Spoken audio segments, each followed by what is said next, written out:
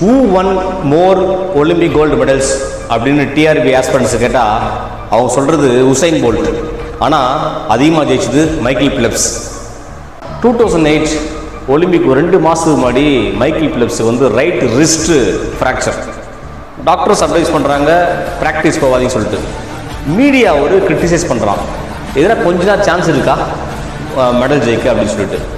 இவர் என்ன பண்ணுறாரு, ப்ராக்டிஸ் போகிறாரு, ஸ்விம்மிங் பூலில் கை வச்சுட்டு காலில் மட்டும் கிக் பண்ணுறாரு, காலில் மட்டும் நல்லா கிக் பண்ணுறாரு. இதுதான் அவர் பண்ணுற ப்ராக்டிஸ். அந்த ஒலிம்பிக்கில் 8 கோல்டு மெடல் அவர் ஜெயிக்கிறாரு. மீடியா கிரிட்டிசைஸ் பண்ணால் முதல்ல கொஞ்ச நாள் சான்ஸ் இருக்கான்னு சொல்லிட்டு, ஆனால் மற்றவங்களுக்கு சான்ஸே அவர் தரல. 8 கோல்டு மெடல் ஜெயிச்சிட்டாரு, அதில் 7 வேர்ல்டு ரெக்கார்டு. சரி, ஒலிம்பிக் முடிஞ்சிச்சு, அனலைஸ் பண்ணி பார்க்குறாங்க இதில் என்ன ஒரு ஸ்பெஷல் அப்படின்னு சொல்லிட்டு. அவர் பார்த்தீங்கன்னா காலை கிக் பண்ணுறாரு ஃபாஸ்ட்டாக, மற்றவங்கள விட.